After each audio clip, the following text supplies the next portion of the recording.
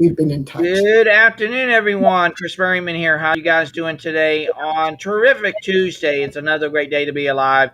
And welcome to the Bringing Humanity Together live stream hosted by my great friend Sandy Chernoff for Share and Care with Sandy Chernoff. Um, this is one of the three open forums under the Bringing Humanity Together umbrella that where people can discuss topics related to the workplace, humanity in the workplace, in a very positive, constructive way. We want to know what the issues are that people are facing out there because it is our goal to both work with employers and employees to bring humanity back into the workforce.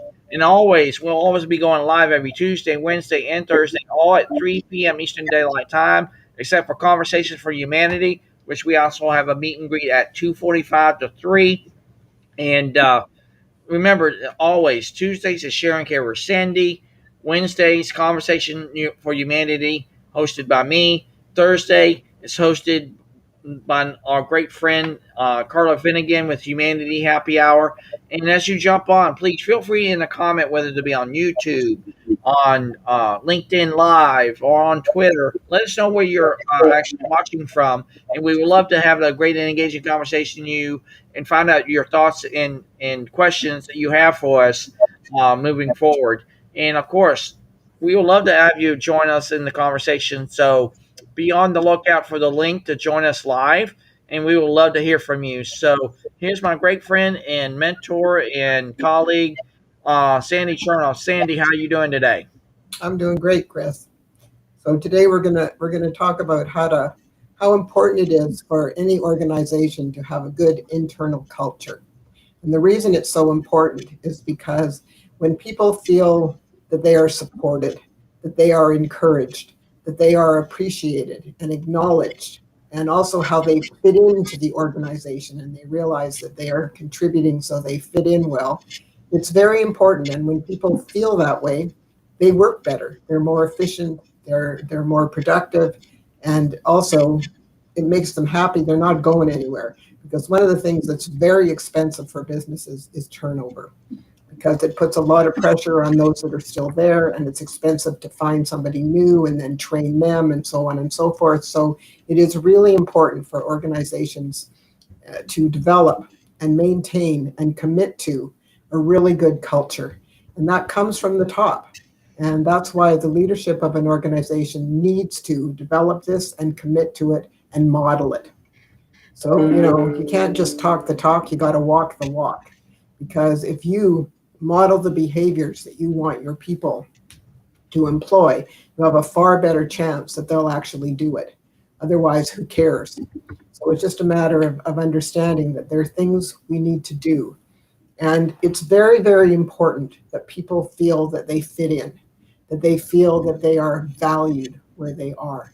It's one thing, human beings are very imperfect creatures. We make mistakes. Even leadership makes mistakes. You got to take responsibility for those mistakes, even if you're the leader. And if the leader says, "Oh, I'm so sorry, that was my mistake. Here's what I'm going to do to fix that."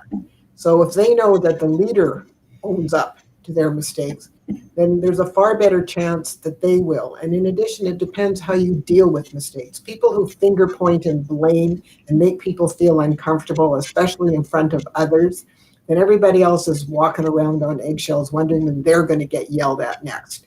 And that means that probably more mistakes are going to be made. And people will probably cover up their mistakes because they don't want to be yelled at. But if we handle it in a different way and we say, "So Chris, looks like we have a little problem here. Why don't you come into my office? Let's have a little talk about this." "Okay, so how do you think that happened?" "All right. And what do you think we should do to fix that mistake?" We can talk about different things. "All right, so before you go off to fix this, the next time you're faced by this sort of situation, what do you think you can do so that we don't end up with the mistake that we have now? And listen, if you think you can handle this on your own, then you go ahead and fix it. And if you have any trouble, if you have any hang-ups, you come back to me and I'll be very happy to help you." So if the person knows that their manager or the leader or whatever is there to support them and encourage them and help them, the next time there's a problem, are they going to cover it up? No. They're going to come to this person for help because they were treated in a respectful way. They were supported and encouraged to fix it. They were offered help if they needed it. So they felt that, yes, they made a mistake, but hey, together we're going to fix this. Then people are not going to be afraid to own up and take responsibility for things that happen.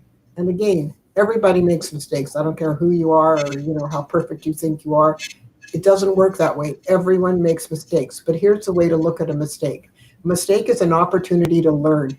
And if we can learn from it and fix it, chances are pretty good we probably won't do it again. So we had an opportunity to learn what we did that made this happen. And so, yeah, we're not going to do that again. We have other options, and let's exercise other options so that we don't end up with this same outcome. And if it's handled in that way, which is a positive and encouraging way, then people won't be afraid when they make mistakes. It's a normal, natural thing to happen. I'm sorry. I don't care what people think that, I never make mistakes. Baloney.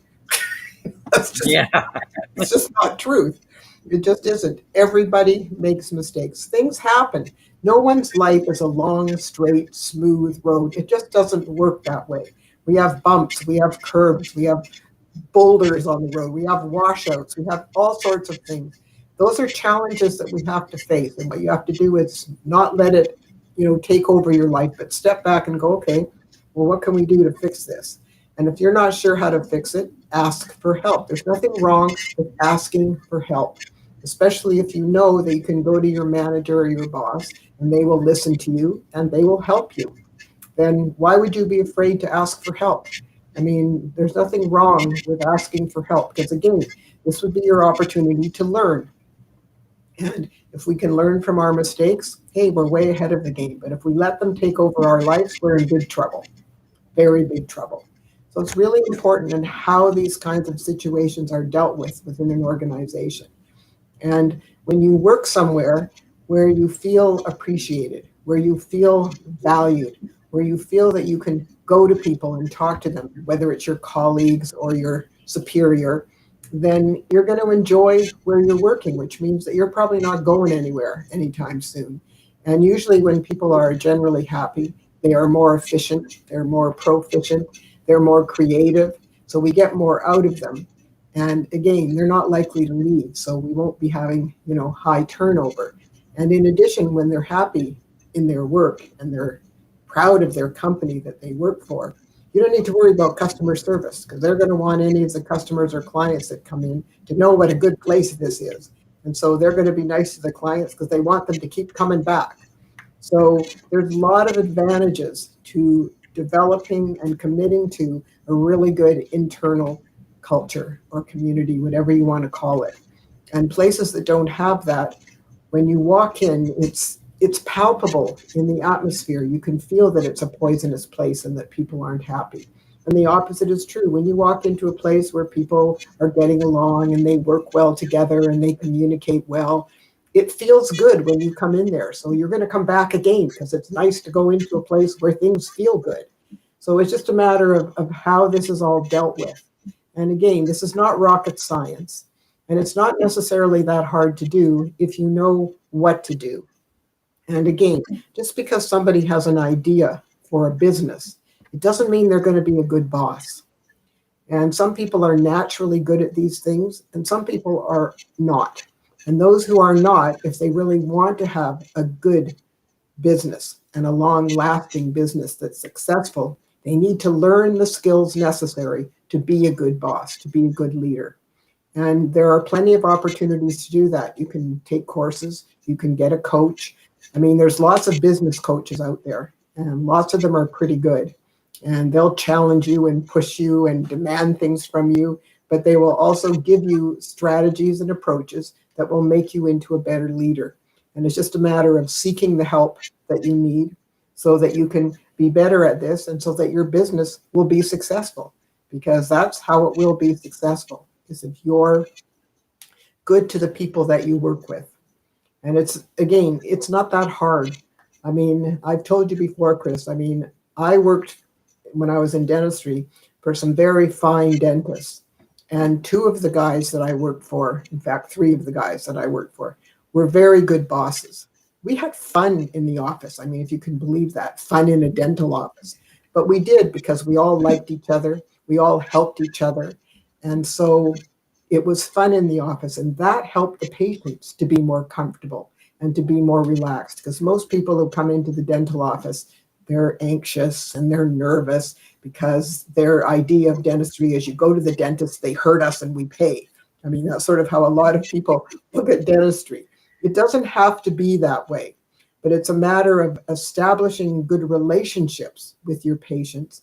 And if they come into the office where people are happy and people are nice and it's a good atmosphere, it helps to make them feel better to start with. And then it's a matter of the practitioners establishing a good relationship with that patient. And that starts with active listening. It's a really, really important skill. The only way you can figure out what people are looking for and what concerns them is to listen to them. Then you find out what you can do so that you can make them more comfortable. Again, this is not rocket science, but it's a very important skill. If people don't communicate effectively, they're going to have a lot of trouble. Because when there's confusion and miscommunication and all kinds of things, everybody gets upset. So there needs to be very good communication in any business. It doesn't matter if it's a dental practice or a medical practice or any kind of a business. If we can't communicate with each other and we can't communicate with our customers or our clients or whatever or patients, whatever you call them, then we're going to have a lot of trouble. And so it's very, very important to have good communication skills so that you can speak to people with clarity, with influence, and with impact. And if you can do that, you can be successful. Again, it's not that hard, and again, some people are good at it naturally. Some people need to learn how to do it. And if they are willing to learn and interested in learning, then they can, because then they can be helped. If they're not interested or they don't get it, you might as well go over there and bang your head against the wall because nothing's going to change. It doesn't work that way. I mean, I think I told you this story. I was called in by Fraser Health, which is one of our health organizations. And they had a guy in their accounting department who was yelling at patients for not paying their bills. And the people that he was yelling at were people who were very sick or had family members who were very sick, even dying. And that's not a way to deal with people. Obviously, they weren't paying attention to the bills because they had other things on their mind that were obviously much more important. So I said to this group of managers, well, can I speak to this fellow? So they said, sure. And they sent him into the conference room. And he came in very belligerent, Chris. He said to me, they're picking on me and these people need to pay their bills. And I know how to talk to people. I don't need to learn how to do that. I had courses in this before, blah, blah, blah. So I said, okay, well, thank you very much for your time. You can go back to your desk now. So then the managers came back into the room and I looked at them and I said, don't hire me. They said, what? I said, this man has absolutely no interest whatsoever in changing the way he deals with things. So you have two choices. One, fire him on the spot.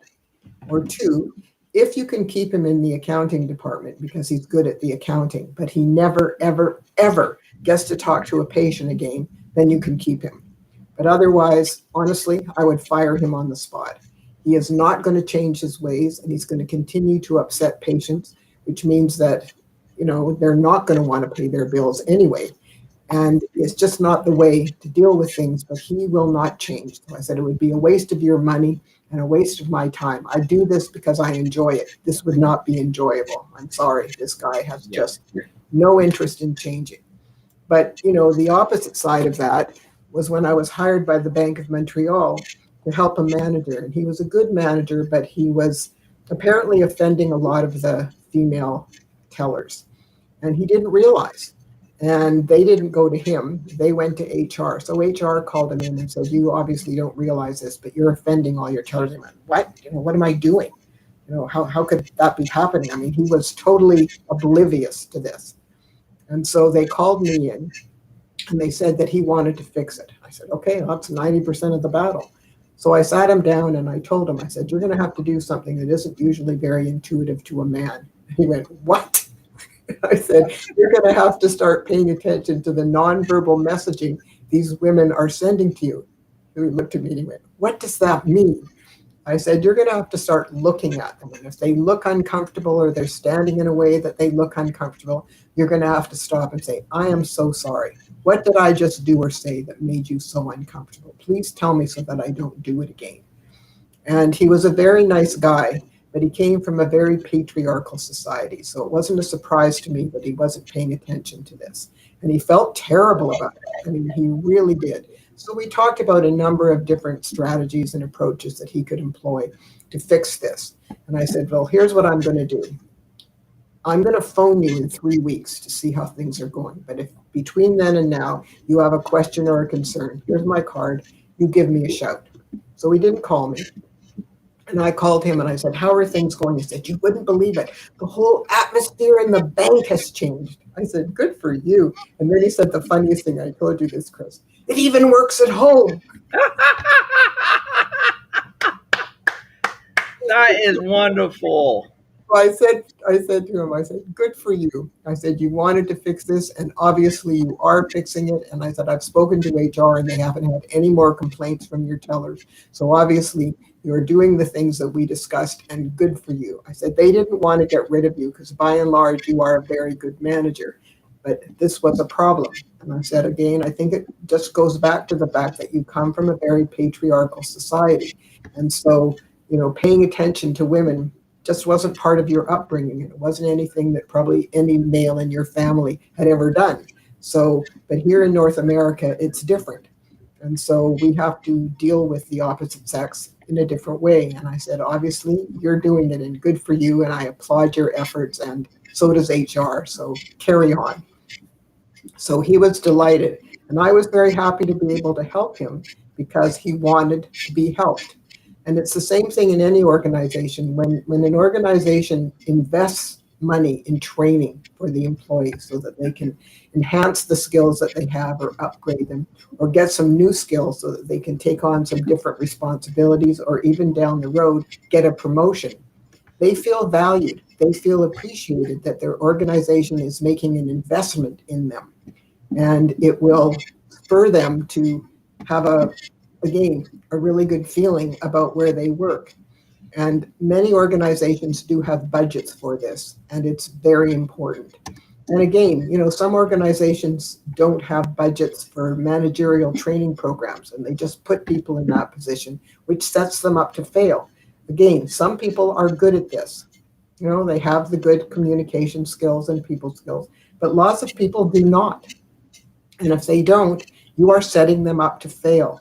So it's very important that organizations have a managerial training program so that they can make sure that when they put a person in that position, they know what to do so that they can manage their team well and keep everybody happy, including themselves. So, lots of big companies have them, like McDonald's and, a lot of the big companies, they all have managerial training programs. They pick the people that they think will be good at it and put them into the programs. But I told you, Chris, this one company that I went to that was a tech company, and they didn't have it. And HR called me in, and then she said to me, you got to sell it to the boss. I went, what? She said, well, he won't pay that from me. And I went, okay. And she said, you got to remember, he's an egocentric control freak. I went, oh, great. So instead of me going in and telling him what I knew, because of course HR knows everything, and she told me all the problems. So instead of me coming in and telling him what I knew, I just came in and introduced myself and said, why don't you tell me what you think the problems are? So he started to rant. And I stopped him 3 times. And I said, I just want to make sure that you and I are on the same page. So far you said this. And here's what I can do about that. I can offer you this, this, and this. And then you mentioned this issue. And here, and I sort of went through that. So at the end, I said to him, so tell me, what criteria do you use for choosing your managers? And of course, they were all male techies. So smart people, no question about that, Chris. But because they're mostly left brain, they don't have communication skills. They don't know how to deal with people. They're just good techies. So I said, so it's sort of he said, well, they've been here a long time. I said, oh, so it's sort of a reward for longevity and loyalty. Well, sort of. I said, yeah, but you put them in that position. What makes you think they're going to be a good manager? Well, they're good techies. I said, well, that doesn't make them good managers. That makes them good techies. They need to learn communication skills and managerial skills that are going to help them to help their team. And most of these guys, obviously, according to you, are not doing this very well. He says, well, I want that proposal on my desk tomorrow morning. I said, don't worry, you'll have it. And thank you very much for your time. I know you're a very busy man. And I went home and sent him the proposal because, of course, I already had it. So the next morning, the HR manager, and she was the only manager in the whole company who was a female. Oh, wow. She phoned me the next morning and said, he signed off on it. I said, good. So now you and I need to schedule this stuff. And so we did. And I was there every month for 10 months, Chris. And every month I did a half-day workshop for the managers. And the first thing we started with was communication. And at the end of the whole series, I said to the guys, I need feedback from you. What did you think of the program? So, they're all talking. And finally, one of the older guys stands up and he goes, Sandy, these modules that you gave to us and the word he used was inspiring. And we wish that they could continue. And I said, is that how you all feel? And they're all nodding. And we also wish that we could bring some of these programs to our teams directly. I said, do you feel that way? And they said, yeah. I said, well, I'm really sorry. There's nothing I can do about that. The only way that can happen is if the next time you have a meeting with your boss, you tell him that's how you feel, and maybe he will agree to this. Well, of course, he never did, Chris. And so instead, I went back and gave them a free lunch and learn, and they sent a lot of their staff to the lunch and learn, and I did it on active listening. And I brought my book with me, and a lot of the people that bought the book, and of course, all the managers bought the book for themselves too. Right. So, it's just a matter of they realized they needed help. I mean, they knew that too. And they were very appreciative of the things we discussed because it helped them to see things in an entirely different light and to be able to realize that they're smart enough to deal with these things. I mean, they are. I mean, these techies were very smart guys. I mean, there was no question that they were intelligent people. That was never the issue. It was just that no one had ever shown them how to deal with people. They were good at doing all the technical stuff, which is lovely, and you have to be able to do that. But it doesn't mean that you're going to be good with people. And I think, for all of us who have techies who help us with things, we know that they're very good at their technical stuff, but they're not necessarily that good at talking to people. So it's just, it is what it is. I have a wonderful techie, and I've had him for years. And in fact, his mother used to live 2 doors from me. So sometimes I would see that Randy's car was there, and I'd just go over and knock on the door. Can you come over? I need some help. And tech people have their own kind of language, so to speak, and you got to meet them at that level, so to speak. Absolutely. Yeah, and see, when it comes to the dynamic in leadership today, we got to be able to meet people where they are. Exactly. And once we establish that and create that environment that's truly inviting and it's there for what it is and not for what it isn't, I believe that's going to be a beautiful thing for humanity to move forward because, see, leadership truly, at least in my view, is about serving others. And when you put them first versus your own needs, everything will naturally grow and thrive from that dynamic because if you invest in them, diametrically, you invest in yourself. And diametrically, you also invest in everyone at the organization at every level. And that grows and thrives because of that. You see, and the guy who owned this company talked the talk, but he didn't walk the walk. He really wasn't good with people himself. And so, these guys had no example. I mean, they really didn't. And so they didn't know what to do. And there wasn't anyone who was leading the way so that they would have any idea what they should be doing. And so, of course, they weren't doing it. And they were very appreciative of this program and how it helped them to see things from a different perspective. And the boss had promised me he would come, and I think I told you this too, Chris. He came to one session. Right. And the managers were far less participatory when he was in the room because they're obviously scared to death of him. But he was the one holding his company back because he wasn't giving them what they needed, and therefore their teams weren't producing the way they should. And he was complaining that, the customers weren't happy, and this kind of thing. Well, duh. So it's just a matter of he didn't understand. And the HR manager called me after the program, and because she got really good feedback from the manager, she said, well, maybe you should coach him. I said, what? He has no interest whatsoever in being coached. He thinks he knows everything. And so it wouldn't work. Just wouldn't Right. And I get that, Sandy, because see, for me, when people have taught me things, I have just learned to let go of my ego, let go of the negativity, and say, hey, they're teaching me something that's going to be of great value with that. And once we embrace that, especially in the place that we are in now, and especially in a virtual world, we got to yeah. really truly connect on that level and say, hey, I might be getting you on Skype or on Zoom or whatever, and I need you to do these particular things. But yet, still, when we understand their place in everything and know their role, and they know it far better sometimes than even us do, then we can say, hey, I have trust and faith in you. You will do what you need to do. Management is not really the way to go. It's just like what John C. Maxwell says in the 21 Principles of Leadership. There's a big difference between management and leadership because we equate them to be one and the same, but when they're two polar opposites. And once we recognize that fact that the day to day is done by the management perspective, but leading people to get them to where they need to go is truly the leadership dynamic. And it's a matter of understanding that, again, it's a shame. It really is a shame, Chris, when you see people shooting themselves in the foot because they don't know what to do. And it's very important. I mean, when I started working for my dad, the first book he gave me was How to Win Friends and Influence People. That was the very first. He said, you have to read this book. That's a good book. Well, and and you talk about the different, you got your different cows is how they were referred to in the book, and when I read this book, I went, wow, this really gives you insight into the different kinds of people that you have to deal with. And, you have your comfort cow, you have your money cow, you have, all these different approaches.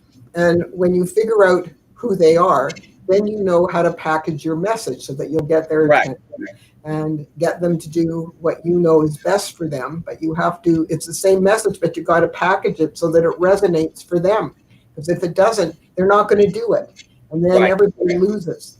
So it's a matter of, like my dad said, he said, you got to figure out who they are. Okay. So I read the book and we had a discussion about it. And he said, so you got it? I said, yeah.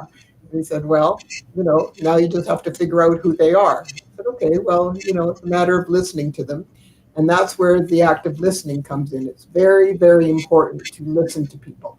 Because that's how we find out what matters to them. And it's not that hard, but you have to practice it. People think that they're good listeners. Most people are not. And one of the reasons they're not is listening requires a great deal of concentration and focus. And there are many, many things that can distract us from that focus. Some of the basic things, maybe you don't know if someone's not feeling well.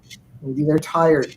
Maybe they're hungry. Maybe they got a stomach ache. I mean, we don't know that because we're not mind readers. Maybe they didn't sleep well last night. Maybe they're too hot. Maybe they're too cold.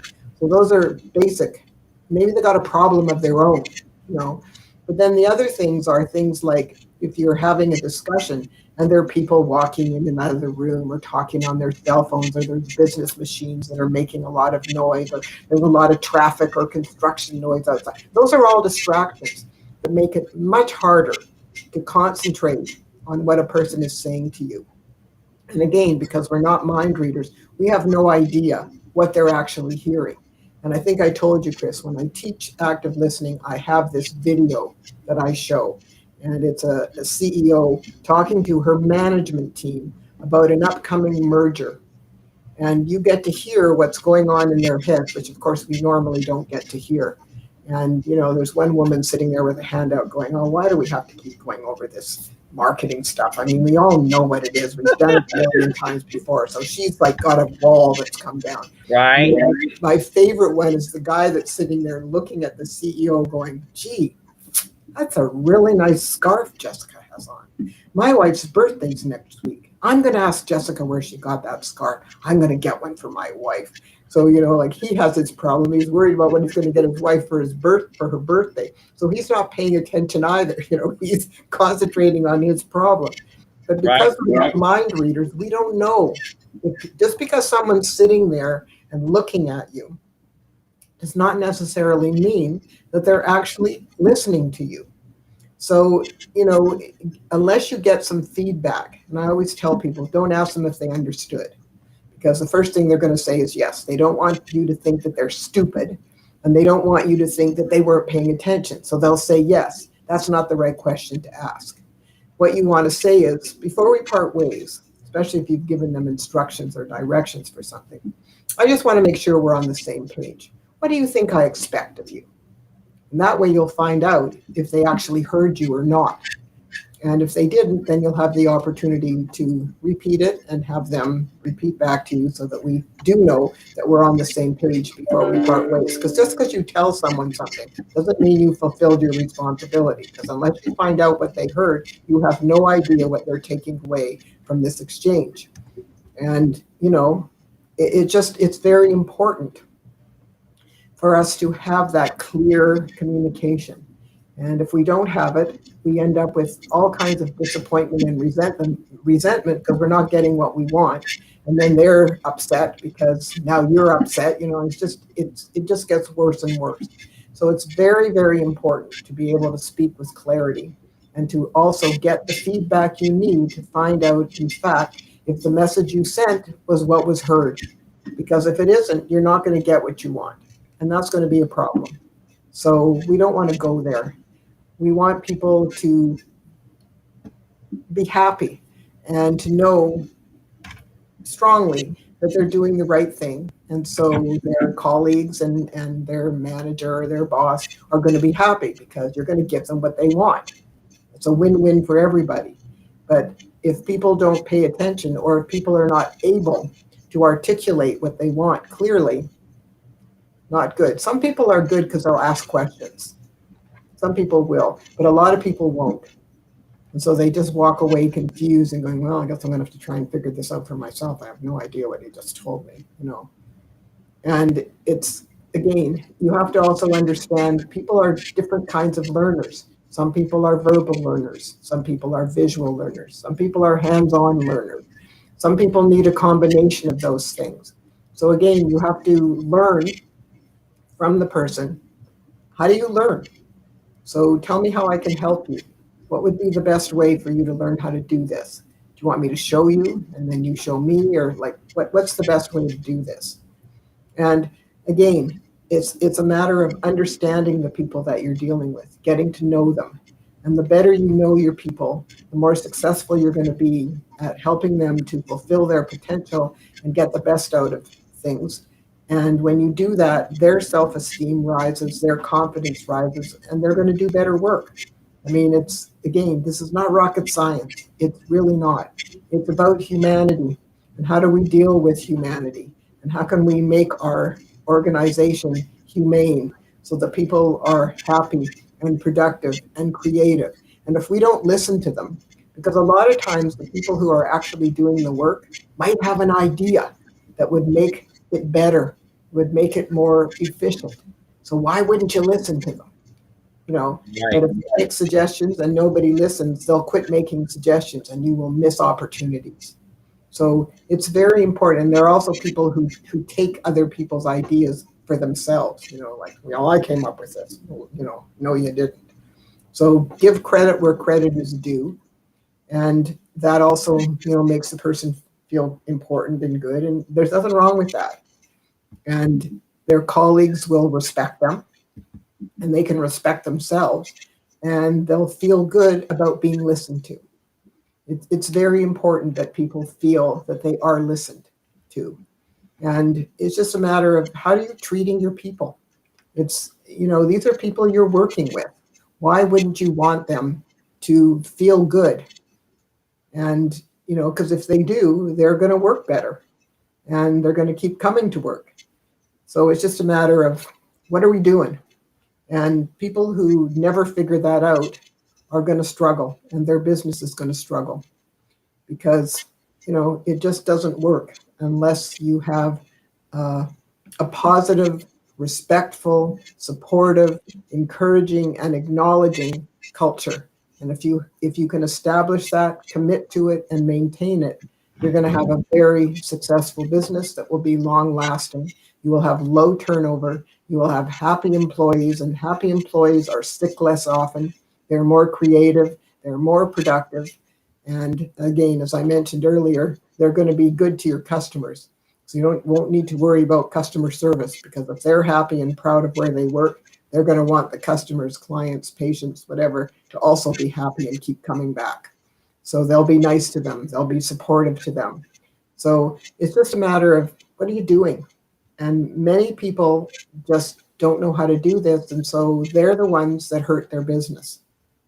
And it's really hard to watch. It's sad. It's very sad to watch when you see someone destroying their own business. It's shameful. But again, if they don't realize they need help, then they don't seek it, because their ego is so big they can't see past it, which is really a shame. We all have egos, but in order to be smart and to do things well, sometimes we just need to put that ego somewhere else for a little while and figure out, what, I need some help with this. So who can I go to for help? So again, as I mentioned earlier, there are some wonderful business coaches out there, and there's nothing wrong with getting some individual coaching on how you can be a better business owner, how you can run your business more successfully and make sure that it's going to last a long time. It's, again, not rocket science, but it's just a matter of figuring some of these things out and learning how to be better at it. We can all learn things. Nothing wrong with learning something new, learning something that's going to help you be better. I mean, why would you not want to do that? I've never been able to figure that out. But anyway, that's just me. I like learning new things. I think it's interesting. I think it's fun. Well, I'm glad you said that, Sandy, because what my father taught me at a very young age was, you don't have to know everything, number one. But number two, if you can learn a little bit of everything, that would really serve you well. But also, he taught me this, that if you can learn one new thing a day, that you've had a productive day. And I truly believe in that. Well, the other thing is, and I told you I gave this workshop to BCIT on Saturday, and it was on memory in the brain. And what I start out with the workshop, whenever I do one on this topic, I always say, I want you to understand that your brain is designed to create new neurons, new brain cells, as long as you're alive, but only if you challenge your brain to open new neural pathways. And that means learning new things or new ways to do things. Like if you're a robot and you do everything the same every day in exactly the same way, it's actually not healthy for your brain. And people who retire and have no plan of what they're going to do go downhill very quickly, because even when you retire, you should still be learning new things, and you should still be exercising. What exercising does is it increases the oxygen flow to your brain. And when we have low oxygen, we don't have rational thought. And that's why when people are stressed out and they're not breathing very well, they can't figure out what to do because they have low oxygen in their brain. So that's why being fit and working out regularly is helpful to your brain. It's one of the things that gets your blood flowing, and the red blood cells are what carry the oxygen. And it's very important that we be fit.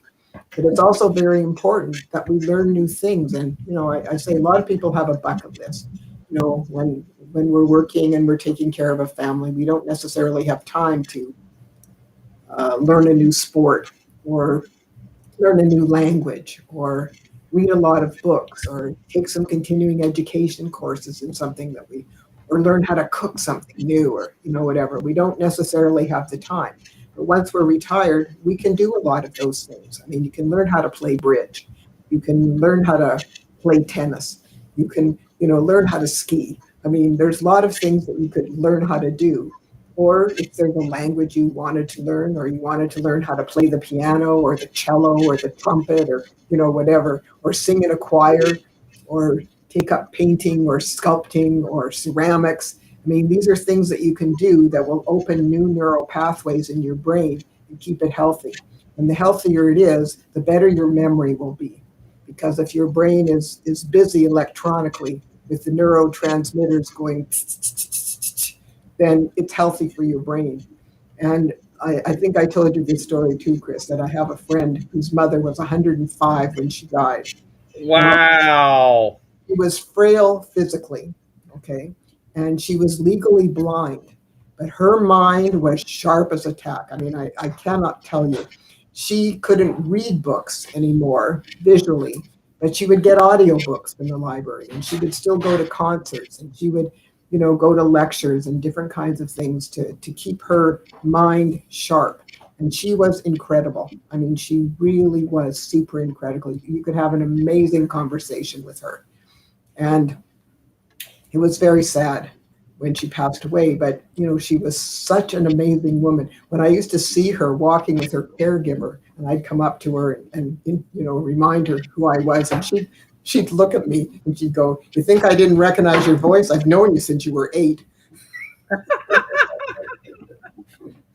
So, so we'd both laugh about that, whatever. And I said, "Well, I know that you can't see me, so I just wanted to make sure that you knew who you were talking to." She says, "I recognize your voice. You don't need to introduce yourself to me." So, we'd laugh. And, because her daughter doesn't live here. Her daughter lives in Israel.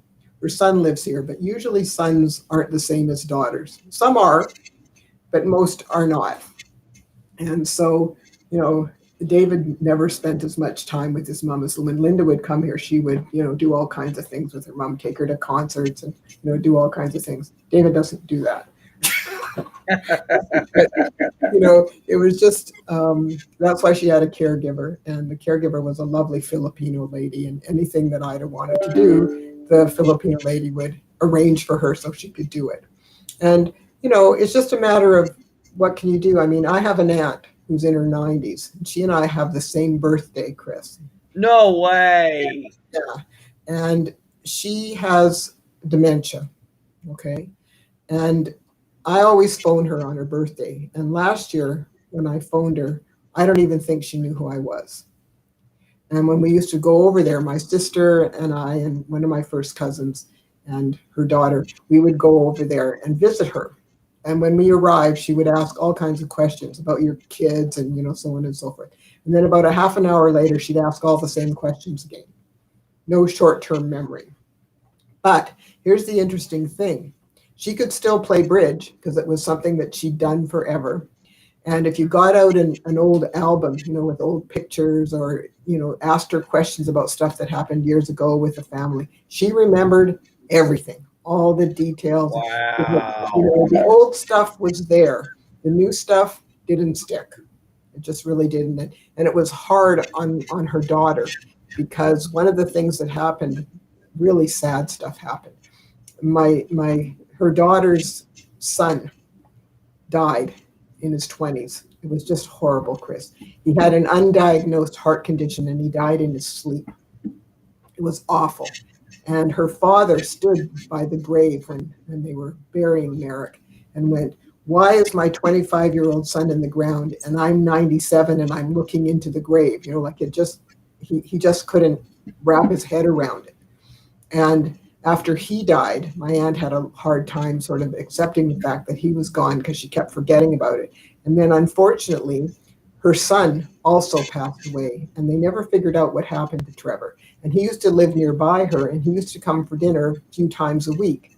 So when he quit coming, she couldn't figure out why he wasn't coming anymore, even though her daughter reminded her over and over that Trevor had passed away. It never stuck, Chris.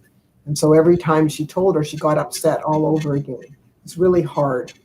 So, dealing with these people it's hard and it's sad because she's a lovely woman. I mean, she really is.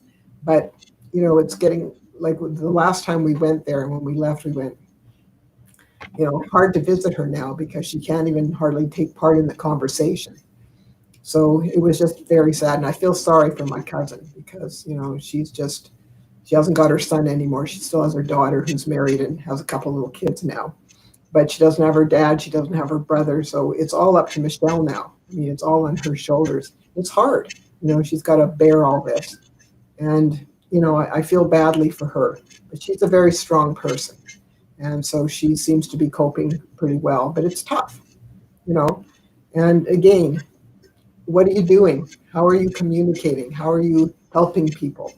And it's a matter of looking at the bigger picture of how we deal with people, whether they're our relatives or the people that we work with or, people that we volunteer with. It doesn't matter. We still have to be nice to people. We still have to support people. We have to be respectful of people. And there was a horrible thing on the news today. There was somebody who, in their truck, ran down a whole family and killed 4 out of 5 of them. The father, the mother, the daughter, and the grandmother. The only one who survived is the son. He's in the hospital.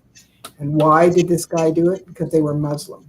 I'm sorry. That's not a good reason for running down a family. And I get that, Sandy. That there are people who do what they do, and that's what it is. But when it comes to a work environment and everything, sometimes we can't even control sometimes what people do even in the work environment, because what happens is, number one, I think it's a multifaceted thing. We don't know where they sit and where they lie, or what either gets them up for the day, or what really has got to them on that day, or whatever they may be. So it might have been a car accident that just like got them behind, and they just were had it in a bad mood ever since that car accident because they were late for work and everything like that. And like I said, when we get in touch with people on that genuine human level and get to know who they are, makes them tick, and how they do the things that they do, we can go back to remember and say, hey, they are the very same person when they left the house. So the way I would approach it, and especially from a leadership perspective, is when they come into work, I want them to leave better than when they came in. And if we can do that, and I know we will do that, Sandy, here, bringing him together. Yeah, yeah. If I help you, you help me, then we help we. That's our mission statement. And like I said, that's going to be so bold and so human in by design, because once we start leading with our humanity and getting in touch with the heartbeat of humanity at every level of every organization, we could really impact lives, like you said, impact to influence, understanding where they sit at, how their models of the world occurred to them. And see, it's again what Brian Sumner has taught me so well, and we love Brian so much. We miss him. Brian, you should be on the call today. Be on tomorrow. Graham too. You too. You gotta be on the call. What he's always taught me is we gotta let a conversation grow and thrive, or even the environment also in turn to grow and thrive for what is, not for what it isn't.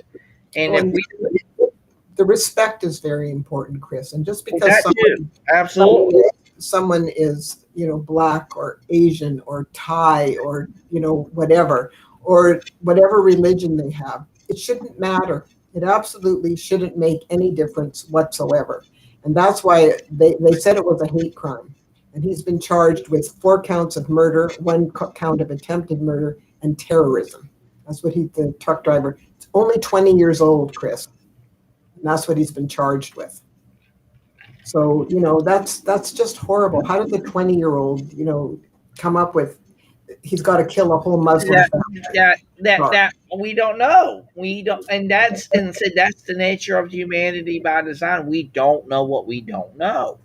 And like I said, when it comes to our workplace environment, if someone does come in with a bad attitude or a bad way about them, and you can just see it, it's like you said before in the opening of the call, you can just feel it. It's palpable, and people know it and feel it and everything. But see, again, from a leadership perspective, we got to see that for what it is and not for what it isn't, and ask those really proactive, not reactive, but proactive questions and say, hey, how are you really doing? Is everything okay?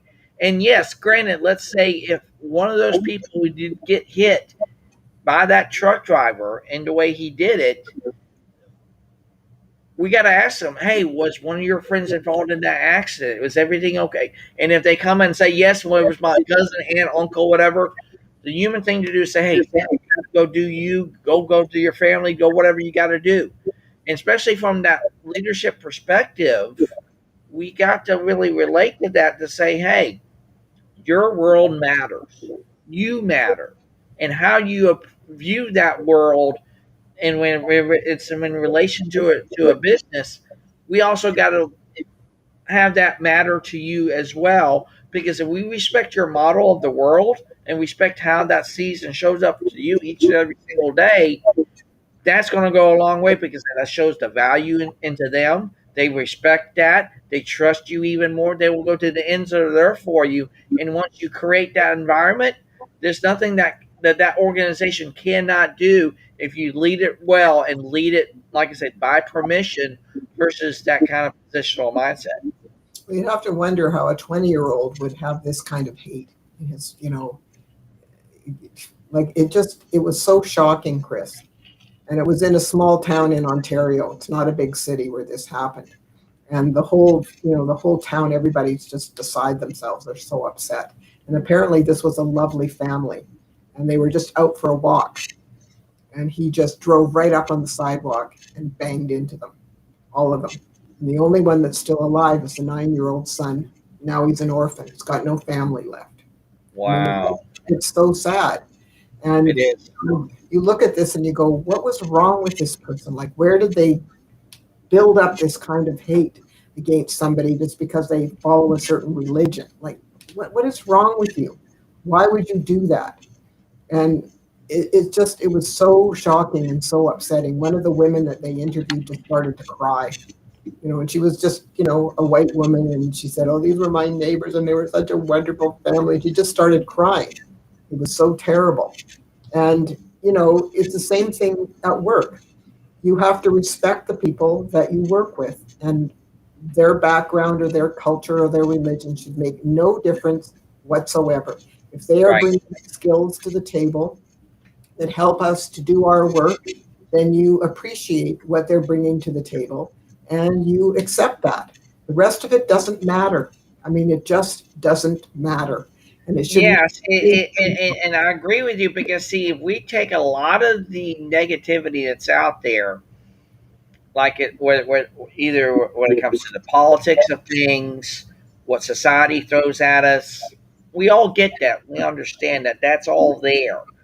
But like I said, if we can take it and put it aside and say, hey, we have a job to do, we have things that go on, things that have to get done.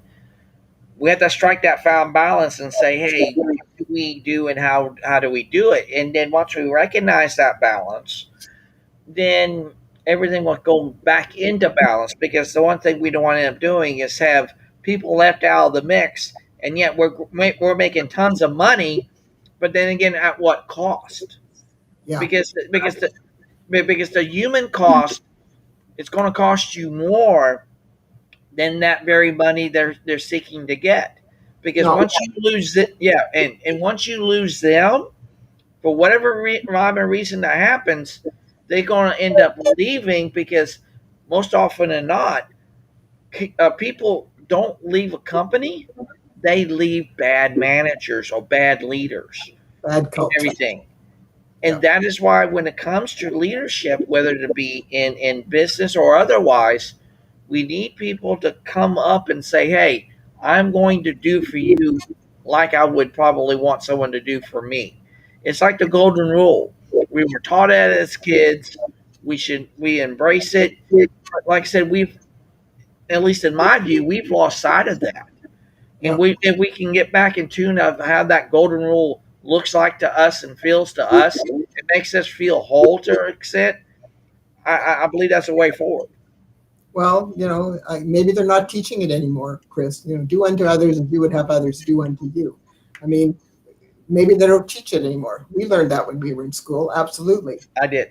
Yep. And you learn to be nice to the kids in your class. I mean, that's just how it was. And if you weren't, other people would pick on you. So what was the point? It's just a matter of what are we doing? And we should be nice to each other as much as we possibly can. Yeah, there are some very annoying people out there. There's no question about that. But there's usually a reason why they're annoying. Usually something terrible has happened to them. And so they've built this protective armor around themselves because they don't want it to ever happen again. But if you can be nice to them and gain their trust and their respect, then you'll probably have a better chance of getting along with them and not having the kinds of experiences that people who aren't nice to them get.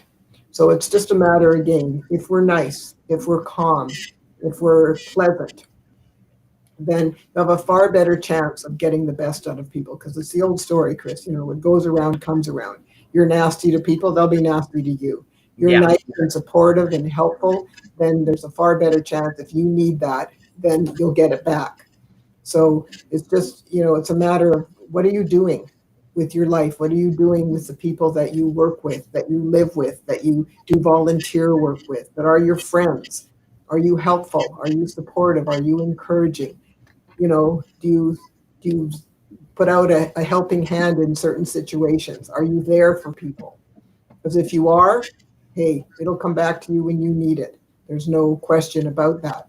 But if you're not, then you're just shooting yourself in the foot.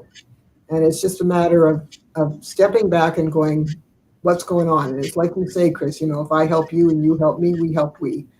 And that's how the world should be. Why shouldn't it? There's absolutely no reason. If somebody's really horrible to you and has done some terrible things, then maybe you just want to avoid them. Well, see, what really comes to me, and I'm going to put this out as a call to action, is just be you for who you are. Don't try to mince words on things. If something happens to you, you just say, hey, this is what happened to me. This is how it looks to me. How can we change it to a positive versus a negative? But my call to action on people to be is just reach out and just literally engage with people. Talk with them. Understand them. You may not understand what all goes on with them. We can never probably do that because we never are them. Because if we were, we would know exactly what they're going through. But we're not. We're individual by nature. We're individual, I even truly say by design. Because if we were those very same people each and every single day across this globe, we will have the same profile picture on our social media. We wouldn't have no differentiator of what we say and what we do.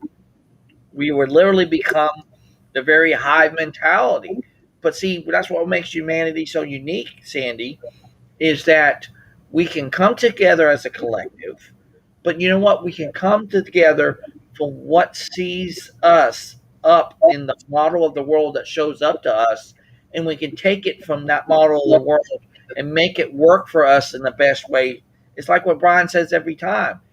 I lived a life that I love, and I know how to make that life work for me in the life that I love and do that. So I just highly employ everybody to start living the life that you love and embracing that. Show up every day in every way. Lead with humanity every day in every way. Listen, be attentive, and just be human. Because if you're not leading by permission, and Sandy's granting that permission to me to lead her to get to where she needs to go, and I'm only doing it from that personal mindset, I'm going to lose out on so much. And more importantly, Sandy's going to lose out on so much because she's going to look at me and say, why didn't you get me here? We all lose. Everybody loses. It's just a matter, again, if we were all exactly the same, this would be a very dull existence. And it's the differences that make things interesting and make people interesting. But you need to accept those differences and learn from those differences. And if we can do that, then everybody wins. Because sometimes people, the different thing, you kind of step back and go, oh, the lunch is in the fridge. It's just a matter of what are you doing? And again, it's not rocket science. I don't think it's necessarily that hard, but you have to take the attitude that you're going to do it. And if you take that approach, then you can do it. Anybody, in my opinion, anybody can do it. It's just a matter of having the right mindset. The only thing, And also be intentional with it too. yeah, because the only thing in our lives that we ever truly have control over, Chris, is our attitude. We don't have control over much else. So you wake up in the morning saying, "Well, this is going to be a terrible day." It'll be a terrible day. You wake up in the morning and go, "Well, wow, look at this! This is going to be a great day." You'll have a great day, and whatever comes your way, you'll find a way to deal with it because you decided you're going to have a great day. It's just a matter of how are you looking at the world. And people who are always negative and complaining, and they're depressing to be around. It's not fun. The people who are generally positive and happy and looking forward, and those people are much more, they're more fun to be around. And so it's just a matter of what are you choosing to do with your life? You want to be a negative complainer, or do you want to be a positive, happy person? What would you prefer to do in terms of enjoying your life? And it's like Brian said, I want to live the life I love. Well, the only way you can do that is if you approach it positively and you help others. And if you help others, you will have the life that you love, because there's nothing, it's like doing volunteer work. And when you do volunteer work, it makes you feel good because you're usually helping people who are less fortunate than yourself. And that just gives you a good feeling. It's an important thing to do. I've done thousands of hours of volunteer work. And, you always step back and go, wow, look what we did.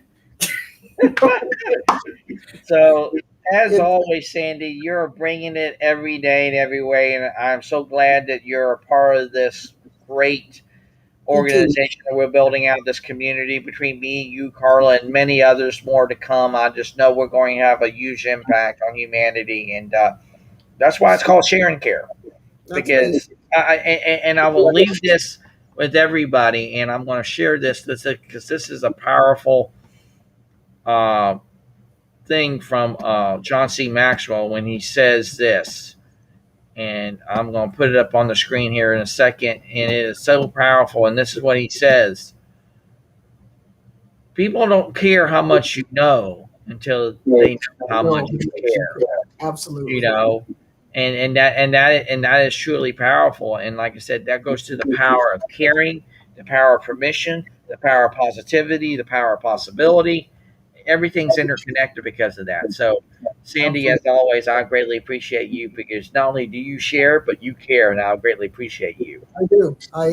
It's the reason I went into healthcare, Chris, and Carla and I have talked about that. It was to help people.